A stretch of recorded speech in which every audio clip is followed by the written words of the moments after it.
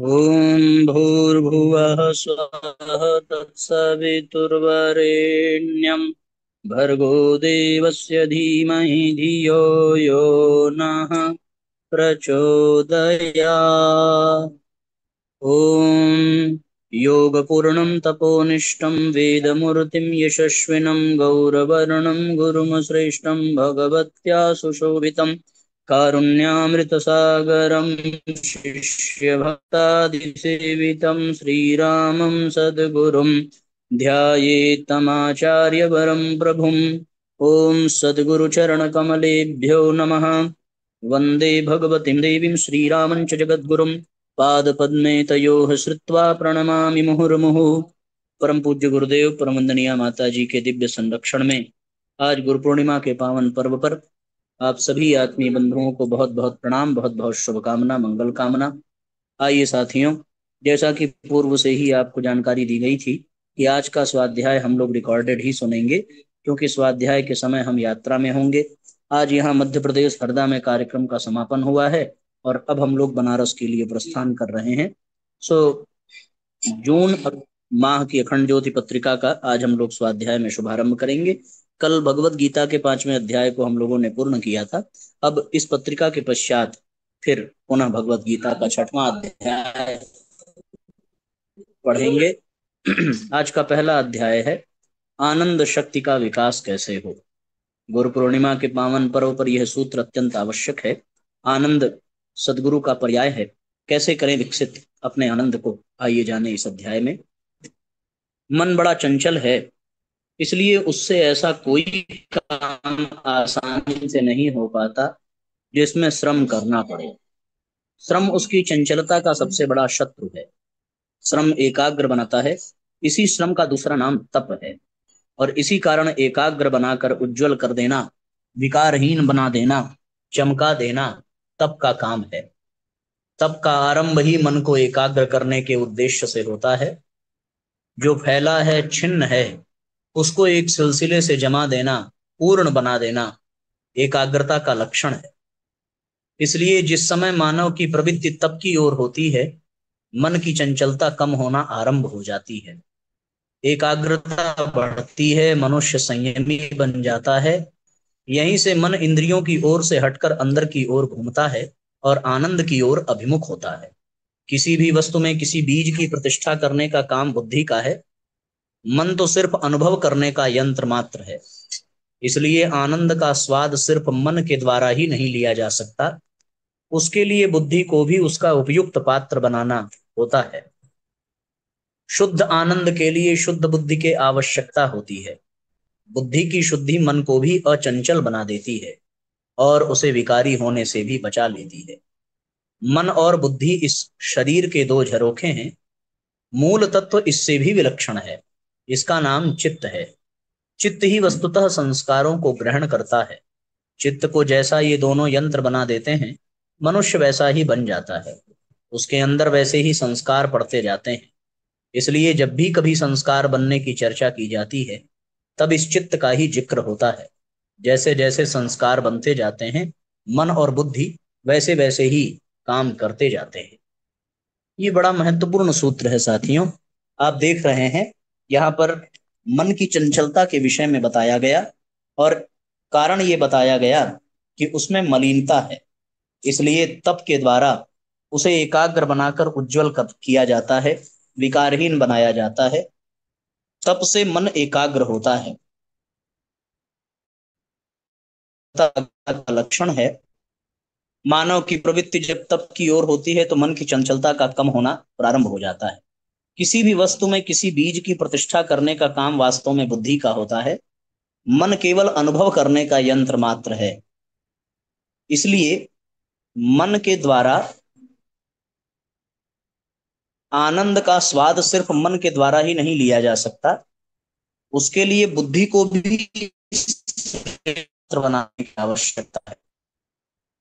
शुद्ध आनंद के लिए बुद्धि का शुद्ध होना आवश्यक है और बुद्धि की शुद्धि मन को भी श्रेष्ठ बना देती है, विकार रहित कर देती है। मन और बुद्धि ये दोनों विलक्षण तत्व हैं और इनसे भी विलक्षण है जो तत्व, उसको चित्त कहते हैं। चित्त में विद्यमान संस्कार ही मन और बुद्धि को उस तरीके का बना देते हैं। अतः जैसा संस्कार होगा वैसे ही मन और बुद्धि हमारे बन जाते हैं, की आवश्यकता है। ये साथियों आज बड़ा महत्वपूर्ण सूत्र था। अगला अध्याय है धर्म का मर्म। एक का साधु या पुरोहित समुदाय वालों को अमान्य होता है, क्योंकि उस धार्मिकता का आधार होता है। उनके अनुरूप वस्तुओं का रंग, वेश, तिलक, छाप और अमुक पैगंबर अथवा पुस्तक की दुहाई मान्य परंपराओं का परिपोषण करने वाले लोग श्रद्धा में मान्यता प्राप्त करते हैं। यह धर्म की अंध परंपरा है। दुर्भाग्य से आज इसी का धर्म तत्व को सर्वथा विस्मृत किया कर दिया गया है। उसकी सर्वत्र अवज्ञा अवहेलना नहीं हुई है। विचारशील विचारशील लोग सोचते हैं कि जब धरती आसमान एक है, एक ही सर्दी गर्मी सबको प्रभावित करती है, हवा और पानी का एक ही तत्व सबका पोषण करता है, और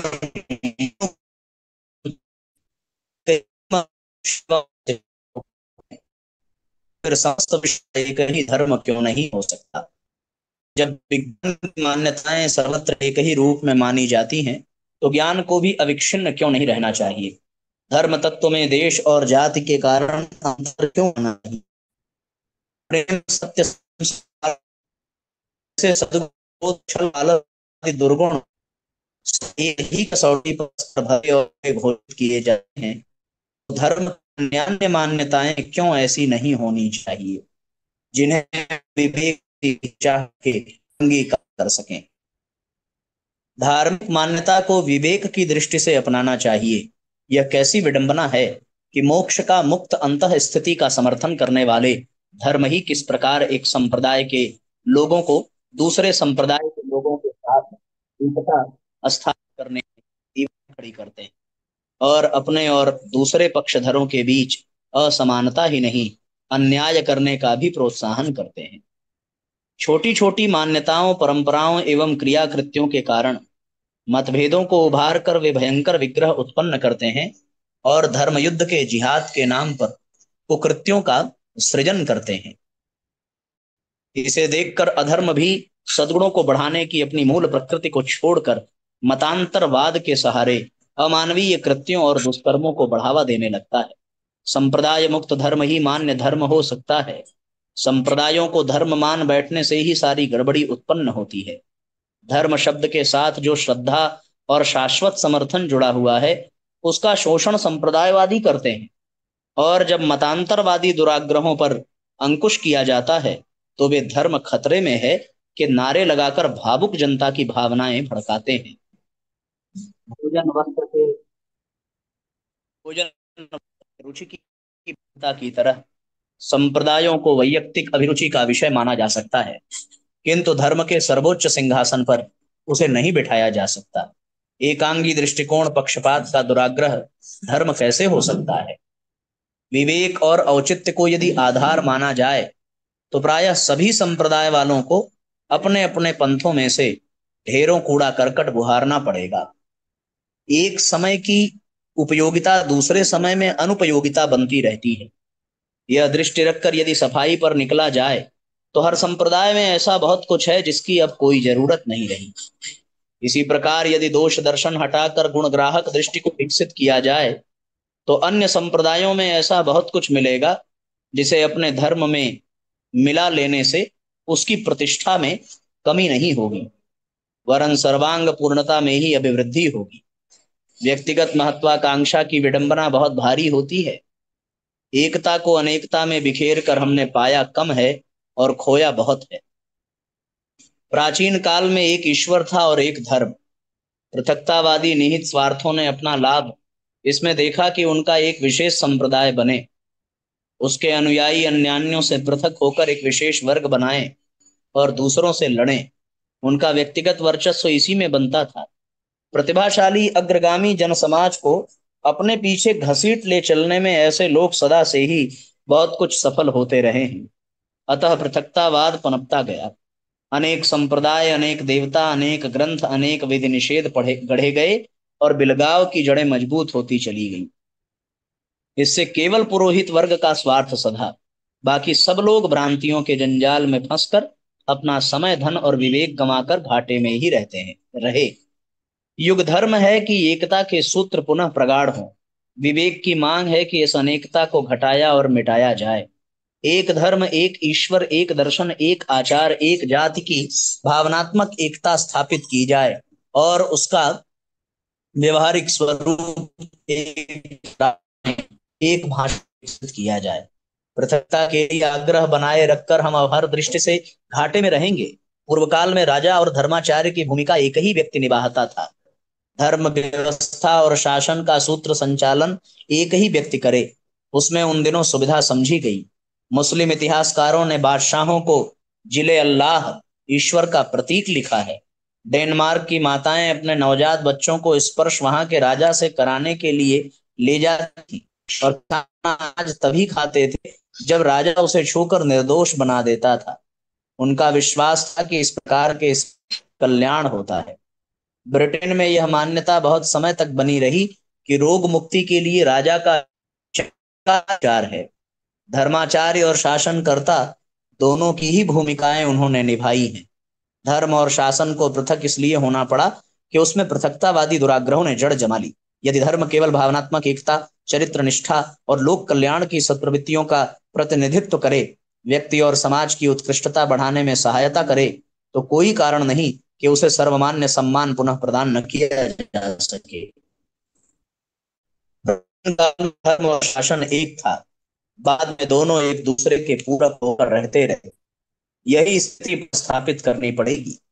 धर्म के हाथ में शासन रहे और शासन को धर्म की प्रतिष्ठापना एवं सुरक्षा का उत्तरदायित्व निभाना चाहिए। धर्म में मानवीय चेतना को आस्थाओं के साथ बांधने की क्षमता है। व्यक्ति को सुव्यवस्थित और समाज को समुन्नत बनाने की दृष्टि से यह अत्यधिक महत्वपूर्ण है। उसे यदि अपने यथार्थ स्वरूप में रहने दिया जाए और चिंतन तथा कर्तृत्व को परिष्कृत बनाने के लिए दूरदर्शिता के साथ प्रयुक्त किया जाए, तो निस्संदेह सर्वतोमुखी प्रगति और सुख शांति के अभिवर्धन में धर्म की महती भूमिका हो सकती है। आज की विकृति दुर्दशा के कीचड़ से धर्म को निकालकर उसे आदर्शवादी उत्कृष्टता के साथ जोड़ना मानवीय हित साधना की दृष्टि से अत्यंत आवश्यक कार्य माना जाना चाहिए। यही धर्म का मर्म है। तो साथियों, धर्म अपनी सुंदर और समीचीन व्याख्या इस अध्याय में की गई है। हम सब लोग भी धर्म और संप्रदाय के अर्थ को, अंतर को समझें और एकमात्र धर्म, मानव धर्म, सनातन धर्म को लेकर के ही चलें। हिंदू भी धर्म नहीं संप्रदाय है, मुस्लिम भी धर्म नहीं संप्रदाय है, सिख, ईसाई ये सब संप्रदाय हैं। इन्हें सबको अपने आप का विलय कर देना चाहिए। केवल एक धर्म रहे, मानव धर्म, और वही मानव धर्म सनातन धर्म, जिसमें सबके हित, सबके कल्याण की बात की जाए, कोई भी भेदभाव ना हो, सबके लिए समान चिंतन हो। यशोधर्म एक प्रसिद्ध संत थे। अनेक शिष्य उनसे ज्ञान प्राप्त करने के लिए आतुर रहते थे। एक दिन जब वे अपने शिष्यों को पढ़ा रहे थे, तो एक शिष्य बोला, अध्यात्म मार्ग में गति पाने के लिए व्यक्ति को क्या करना चाहिए? शिष्य का प्रश्न सुनकर संत यशोधर्म बोले, जैसे पक्षी को उड़ान भरने के लिए दो पंखों की आवश्यकता होती है, उसी तरह अध्यात्म का मार्ग पाने के लिए भी व्यक्ति को संकल्प एवं समर्पण रूपी दो पंखों की आवश्यकता होती है। इनके अभाव में कोई भी व्यक्ति अध्यात्म की राह नहीं पा सकता। यह सुनकर शिष्य बोला, गुरुजी, क्या अकेले संकल्प या समर्पण से अध्यात्म लाभ नहीं हो सकता? गुरुजी बोले, जिस तरह नौका से नदी पार जाना हो तो दोनों पतवारों से नाव चलानी पड़ती है, उसी तरह अध्यात्म मार्ग के लिए भी संकल्प व समर्पण दोनों का होना आवश्यक है। शिष्य अपने गुरु की बात का मर्म समझ गया। महत्वपूर्ण सूत्र था साथियों। वसुधैव कुटुंबकम का आदर्श सामने रखकर विश्व की पुनः संरचना की जाए। परायापन ही दृष्टिगोचर न हो, सारा विश्व अपना घर परिवार प्रतीत हो और भाषा देश धर्म संस्कृति जैसे आधारों को पृथकतावादी प्रवृत्ति पनपाने से विरत कर दिया जाए। ये परम पूज्य गुरुदेव का कथन है साथियों, और उसी कथन पर यह अध्याय भी सामने हम सबके आया। ये कितना मूल्यवान और कितना महत्वपूर्ण है, इसलिए हम सब लोगों को इसके मर्म को जानने और समझने की आवश्यकता है। ये दूसरा अध्याय भी पूर्ण हुआ साथियों। एक तीसरा और अंतिम विशिष्ट सामयिक चिंतन, नशाबंदी अभियान। आंध्र प्रदेश के नेल्लोर जिले में शराब के खिलाफ चला एंटी एरेक आंदोलन शायद कुछ लोगों को याद हो। इस आंदोलन ने प्रदेश में एक सरकार को जड़ से उखाड़ फेंका था। आंदोलन की पुरोधा रही रोसम्मा को गुजरे कई महीने हो चुके हैं। एक खेतिहर मजदूर रोसम्मा दुबे गुंटा ने शराब की वजह से अपना पति खो दिया और दो बच्चों की जिम्मेदारी उसके ऊपर आ गई। रोसम्मा को महिलाओं के प्रति गांव के शराबियों का व्यवहार हमेशा खटकता रहता था। गांव में चले साक्षरता अभियान के दौरान शराब पीने से होने वाले नुकसान पर पढ़े पाठ ने रोसम्मा को प्रेरित किया और हिम्मत दी कि वह शराब के खिलाफ आवाज उठाए। उसने अपने जैसी पीड़ित महिलाओं को इकट्ठा किया और एक छोटे से गांव दूबे गुंटा से शराब के खिलाफ लामबंदी शुरू की। एक दिन इस आंदोलन ने इतना बड़ा रूप लिया जिसने एक सरकार को सत्ता से बाहर कर दिया। हिमाचल समेत देश के अन्य राज्यों ने जगह जगह हो रहे शराब के खिलाफ आंदोलन इस बात का एहसास दिला रहे हैं कि रोसम्मा मरी नहीं है। वह देश की हर उस स्त्री में मौजूद है जो दिन रात शराब के कारण प्रताड़ित होती है एवं जिसके साथ शराब के नशे में हिंसा, बलात्कार, छेड़छाड़ की घटनाएं हो रही हैं, जिसका परिवार शराब की वजह से बर्बाद हो चुका है, जिसके सिर पर अपने बच्चों की जिम्मेदारी आन पड़ी है एवं जिसकी चिंता है कि वह अपने बच्चों को इस नरक में जाने से कैसे बचाए। इसलिए शराब के ठेकों को खोलने के खिलाफ उनका गुस्सा जायज है। उनका धरना प्रदर्शन दरअसल उनके गुस्से, दर्द और चिंता की मिलीजुली प्रतिक्रिया है। लेकिन अभी उनके प्रदर्शनों की स्थिति वैसी ही है जैसी उस फर्श की होती है जिसे सुखाने के लिए हम बार बार पोंछा तो लगा रहे हैं, लेकिन उसमें खुले हुए पानी के नल को बंद नहीं करते। शराब का बनना, बिकना और पीना बदस्तूर जारी है। जिन राज्यों ने शराब पर पाबंदी लगाई है वहां भी शराब का सेवन रुका नहीं है।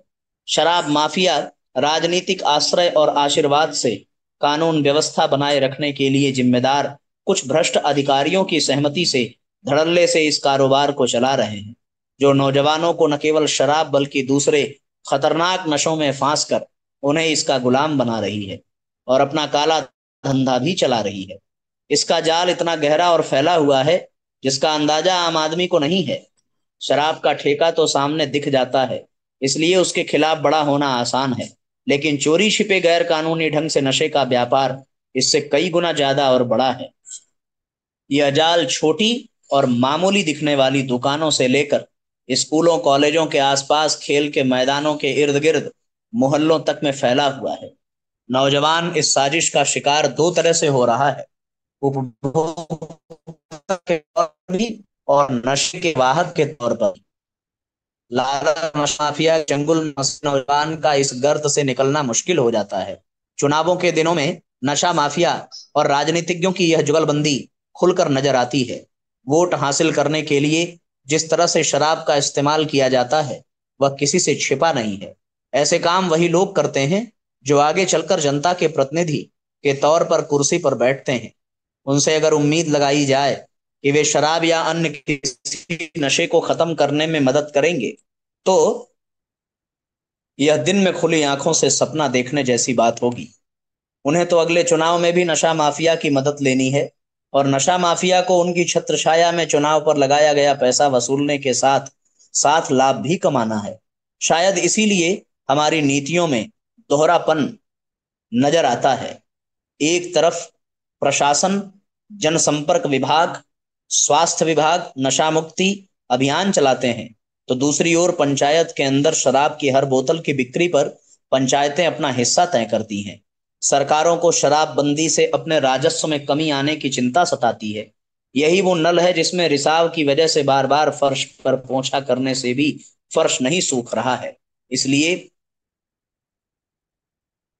सिर्फ शराब के ठेके के बाहर मोर्चा लगाने से समस्या का पूरा समाधान नहीं होगा। हालांकि महिलाओं का प्रयास सराहनीय है, लेकिन मोर्चा चुनाव के दिनों में अपने गांव में भी लगाना है। मोर्चा प्रशासन के सामने भी लगाना है। मोर्चा उसके खिलाफ भी लगाना है जो प्रतिनिधि शराब बांटकर वोट हासिल करने की कोशिश करता है। नशा मुक्त समाज बनाने और आने वाली पीढ़ी को नशे से बचाने के लिए चौतरफा घेरेबंदी की जरूरत है। शराब के खिलाफ आंदोलन करने वालों को यह जरूर जान लेना पड़ेगा कि छोटी आग को फूंक से भी बुझाया जा सकता है, पर हमारा सामना तो ऐसे तूफान से है जिसके पास सामाजिक पहुंच की ताकत है, पैसा ताकत है। उसके नियंत्रण में वह तंत्र भी है जिसे हम अपने बचाव और हमारे पक्ष में खड़े होने की उम्मीद रखते हैं। इस आग को ज्वाला बनाने की जरूरत है, मशालों को जोड़कर बड़ी आग बनाने की जरूरत है, जिसके खिलाफ अगर हवा चलती भी है तो वह बुझने के बजाय ज्यादा भड़के। युग निर्माण आंदोलन में नशाबंदी का प्रावधान है। युग निर्माण के महायोद्धा इस कार्य को अंजाम दे रहे हैं। इसे अब हमें मिलकर जन आंदोलन का रूप देना होगा। नशा जीवन को खोखला कर देता है, जीवन को इससे बचाना चाहिए। बहुत महत्वपूर्ण सूत्र है साथियों। हम यथासंभव प्रयास करें और अपने आने वाली पीढ़ी के लिए, वर्तमान पीढ़ी के लिए इससे दूर करें, बचाएं। अब आइए आज के सत्र को यहीं पर विश्राम देंगे साथियों। गायत्री मंत्र हमारे साथ साथ बोलने की कृपा करें। ओम भूर्भुवः स्वः तत्सवितुर्वरेण्यं भर्गो देवस्य धीमहि धियो यो नः प्रचोदयात्। सभी आत्मीय बंधुओं को बहुत बहुत प्रणाम, बहुत बहुत धन्यवाद साथियों जुड़ने के लिए। आज के सत्र को अब यहीं पर विश्राम देते हैं। पुनः गुरु पूर्णिमा के पर्व की बहुत बहुत मंगल कामना। जय राम जी की शुभ रात्रि।